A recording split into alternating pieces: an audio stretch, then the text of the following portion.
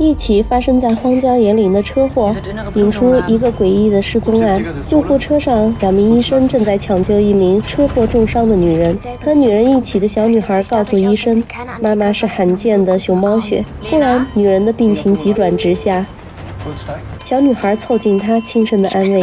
这声安慰激起了女人的求生欲，她努力睁开一只眼睛，看向光明。大家好，欢迎来到露天电影院，我是吉利波。今天给大家带来网飞最新悬疑剧集《亲爱的孩子》。本剧一共有6集，今天先讲前3集。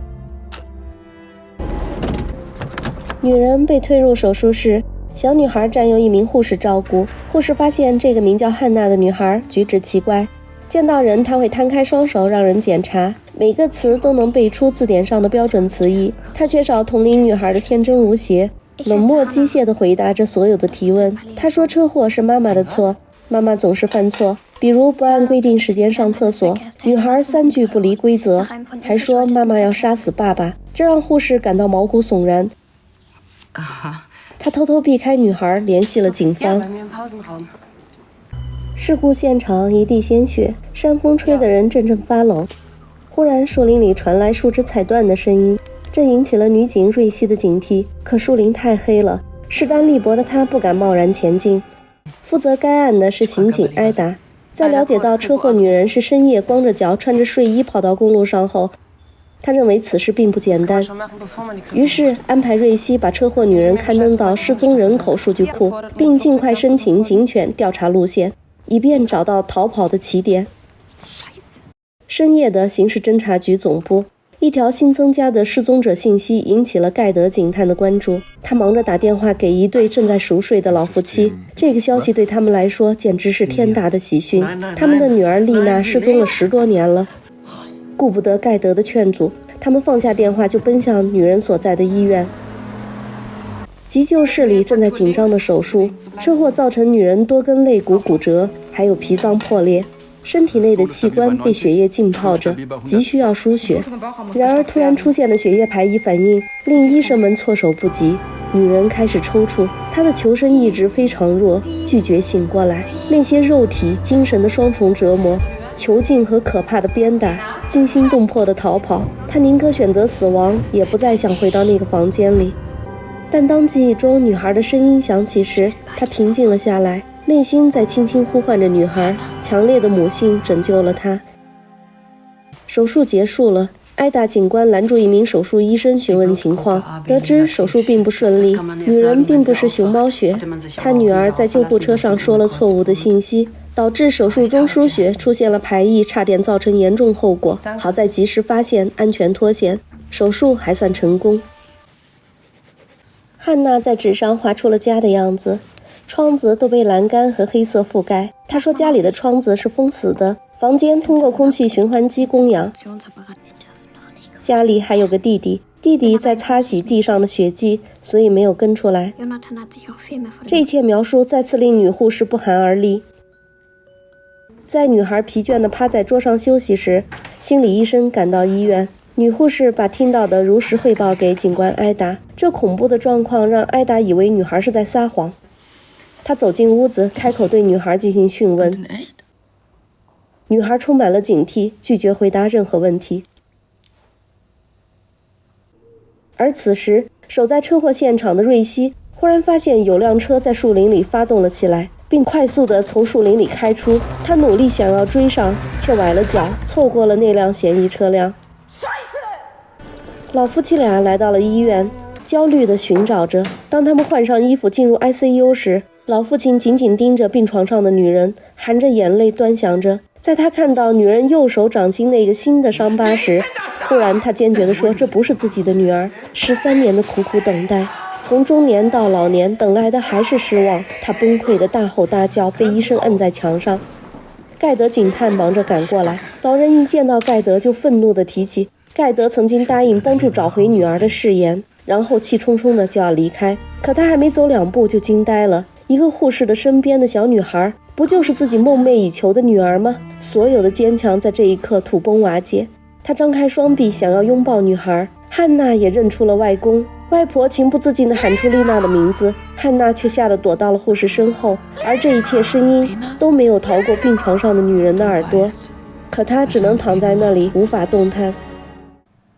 老夫妻拿出女儿小时候的照片，和汉娜几乎一模一样，但夫妻俩坚决否认病床上的是他们的女儿。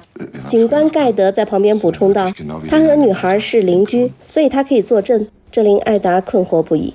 这时候只能通过 DNA 测试结果来判断血缘关系了，而这个测试需要8个小时。老人坚决要守在孙女儿身边，艾达只好任由他们。临走时，他问起他们亲生女儿丽娜的血型，老妇人说遗传自她的熊猫血。艾达瞬间心里有了结果。离开房间，艾达找到盖德，质问他既然认识失踪女孩，为何还能成为失踪案的负责人？为何不避嫌？为何要隐瞒上司这层关系？盖德解释，当时就是不想因为这层关系影响到自己接手这个案子才隐瞒的。这公然的渎职让艾达忍不住骂出了口。盖德赶紧转移话题，称13年来丽娜就像人间蒸发一样渺无音讯，当年动用了大量的警力排查搜索，登报上新闻，重金征集线索，可就是这样都没能找到一丝线索。这是第一次出现关于丽娜的确切消息。他向艾达保证自己会全力配合，只要能让自己跟踪这个案件，凡事都会汇报给艾达。艾达勉强地答应了下来。盖德按照艾达要求来到女人房间录口供，女人的意识并不清楚，盘旋在脑海中的绑架者的声音控制着她，命令着她做出反应。当她听到询问她是谁时，她下意识地说叫丽娜。这时护士让盖德先离开，因为患者的情绪太激动了。女人陷入记忆中，在那间不见天日的装修得像家一样的房间里，她被命令按时起床，给孩子做饭，照顾孩子的起居。但一个被囚禁折磨要疯的人怎么可能完成这件事儿？当他无法完成时，女孩走过来帮忙。她像发现了救命稻草一样拽住女孩，求她救自己。接着恐惧和混乱让她晕倒在地，孩子们开始呼唤父亲。老人偷偷去看外孙女，他把女孩画的全家福装进了口袋，又偷偷摸进女人的病房，告诉病榻上的女人说自己一定会得到汉娜的监护权。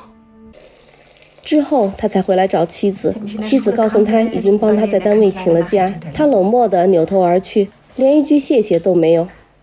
搜救犬到位，开始了搜索行动。一辆汽车被堵在了封锁路段，开车的男子不断追问封路的原因，他说自己是安保公司派来巡逻的，白天和傍晚各巡视一圈，瑞希让他离开。心理医生来看女孩，女孩的眼睛受不了强光。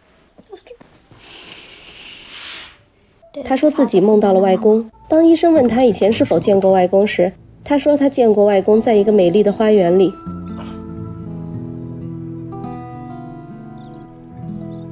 心理医生把这个情况告诉了盖德，他认为有时候孩子会根据自己的想象歪曲记忆，所以并不能确定女孩说的是事实。盖德来找老人询问他是否见过汉娜，老人因为被怀疑愤怒地推门而去。女孩对护士说，妈妈经常带她出去玩，去过海边，去过巴黎的埃菲尔铁塔。护士送给她一副墨镜，这样她就可以看窗外阳光灿烂的世界和那些漂浮在空中精灵般的灰尘。心理医生要把汉娜暂时带到心理康复中心，女孩要求离开前要去见见妈妈。护士把她带去了，在女人床前，女孩轻声耳语，内容却充满了威胁。说罢还塞给女人一个碎玻璃片。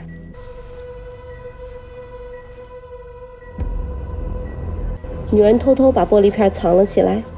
女孩坐上了心理医生的车，正巧被站在窗口的外公看到了。外公偷偷下楼，一路开车尾随，直到确定了目的地才离开。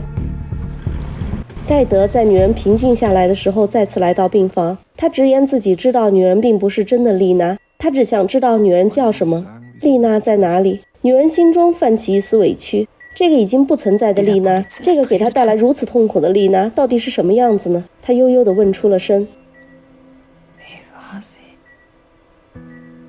这提问引起了盖德的诸多回忆。丽娜从小就那么耀眼，充满想象力，外向开朗，相貌出众，人见人爱，永远是万众瞩目的焦点。本来学习艺术专业，后来转学法律。在一次聚会后，他独自回家，在凌晨4点打过最后一个电话后，人间蒸发。从此后整整13年，再也没有人见过他，或者得到任何关于他的消息。警察逐一排查了派对上所有的人，还有丽娜当时的男友，但都一无所获。然后他恳请病榻上的女人能够透露一点关于丽娜的消息，能让丽娜的父母得到灵魂的安慰。女人使出全身的力气，从唇间说出一个他，但紧接着就被大脑中排山倒海的恐惧淹没，心跳加速，血压增高，机器发出刺耳的警报声。护士赶紧让盖德停止，女人紧紧握住藏着的玻璃片。当盖德离开后，女人轻轻地问护士自己是否怀孕。在那间房间里，她被带到孩子们的房间，孩子们争吵着要求她讲睡前故事，但男人打断了这一切，命令她站起来。她迟疑了，男人开始压低声音威胁，女孩也在旁边提醒她服从。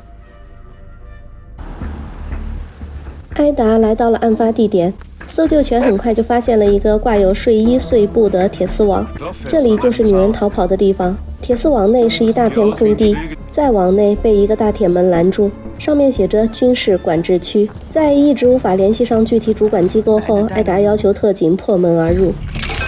这时，那名早晨路过的男子开车前来，他大声阻止，并声称这里归联合国管辖。问他具体负责人和电话时，他又说不出来。埃达懒得理他，要求继续行动，因为男孩很有可能就在里面的某处。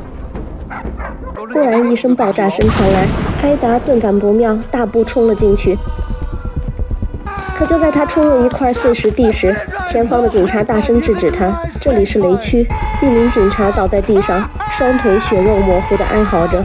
鲁莽进场导致人员重伤，埃达受到上司的严厉斥责。虽然埃达据理力争，但大家都能感受到他处境不妙。拆弹部队开始进场，不断引爆的地雷声让人内心不安。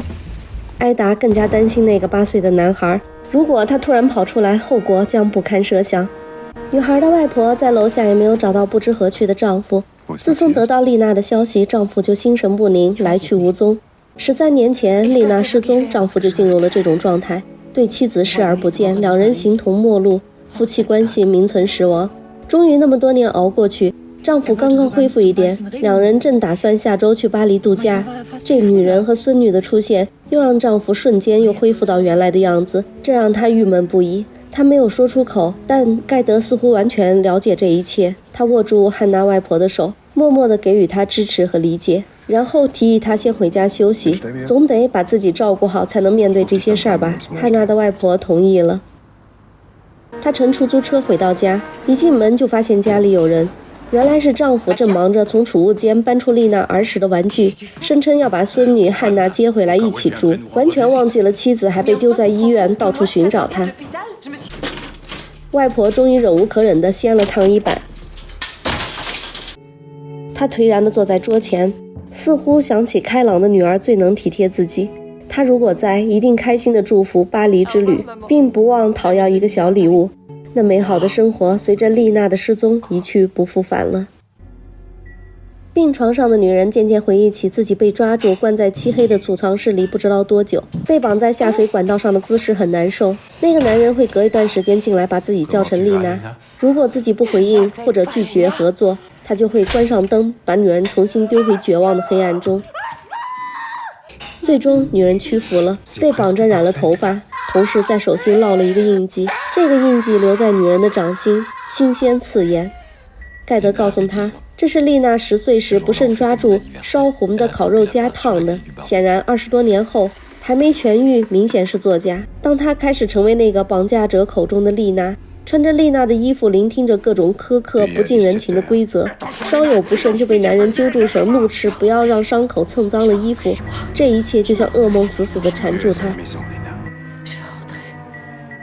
盖德轻声的安慰让他渐渐平静了下来，他开始接受获救的现实。排雷结束了，特警终于进入了雷区后的那片房子。艾达发现躺在地上的男人，但尸体的脸被毁容，已经无法辨认。在女人的帮助下，艾达在儿童床下发现了男孩，但男孩一动不动，毫无反应。他需要听到口令，女人说出了口令，艾达顺利救起了孩子。女人终于说出自己的名字，叫亚斯明。她努力对抗着来自脑海中的威胁，艰难地说出了自己居住的城市和父亲的名字。艾达给盖德发来死者的照片，盖德告诉亚斯明，绑架者已经死了，并且被毁容了。女人大声疾呼，自己只是用水晶球打了他的头，根本不可能死，更不可能被迫相。她要求看死者的照片，并激动地大呼自己没有划破他的脸，自己更没有杀人。盖德来到案发地，艾达郁闷地说自己已经焦头烂额了，同僚的腿炸断了，保安公司的老板要告他擅闯禁地。盖德安慰他，既然没有停职，就说明没有事儿。在对房间的搜查里，很快发现有摄像头全方位无死角地监控着这个住宅。盖德在汉娜的小床顶发现了花园、海滩、埃菲尔铁塔、小猫和外公的画像。原来汉娜一眼认出外公是因为有这幅图，这些画产生的想象与女孩的记忆混淆在一起，让女孩相信自己经历了这些。盖德在每一个房间里拼凑着亚斯敏和2个孩子的生活，虐待、侮辱和同病相怜。接着他看到那个打碎的水晶球残片，这时警员找到了连接摄像头的路由器，他刚拆下来，储藏室的警员就发现了一个定时炸弹。大家及时地撤了出去，千钧一发之际，炸弹爆炸了，作案地点和未取样的证据瞬间灰飞烟灭。现在就只剩下那具毁容的尸体了。法医检验，死者是先被颈部重击死亡后才被毁容的。毁容的凶器就是破碎的水晶玻璃片，拼凑好的水晶球丢失了一块比较大的玻璃残片。而这名死者与2个孩子并无血缘关系，但是 DNA 显示2个孩子的母亲确实是失踪的丽娜，而父亲则不是同一个人。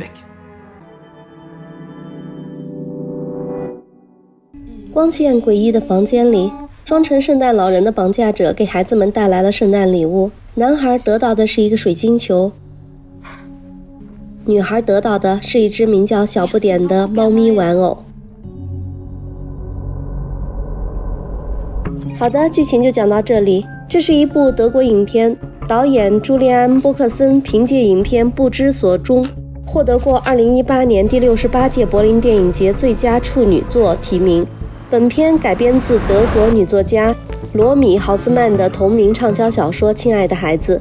烂番茄观众评分82分。本片制作得非常认真，故事悬念迭起，叙事流畅，演员表演得很出色。片中每一个人物都有完整的动机和心理描写，失去挚爱女儿的老父亲，被丈夫忽视的妻子，失去母亲后被洗脑的孩子，被控制虐待的女人，坚强果敢的女警察，特别是小女孩汉娜的扮演者，她把那种在畸形环境中成长起来幼稚又复杂的女孩表演得入木三分，给本片加分不少。前3集看完确实是一部引人入胜的良心之作。好的，今天就聊到这儿，谢谢大家光临露天电影院，我是吉利波。喜欢我们的朋友请点赞关注，欢迎大家在留言区与我们交流互动，我们下集见。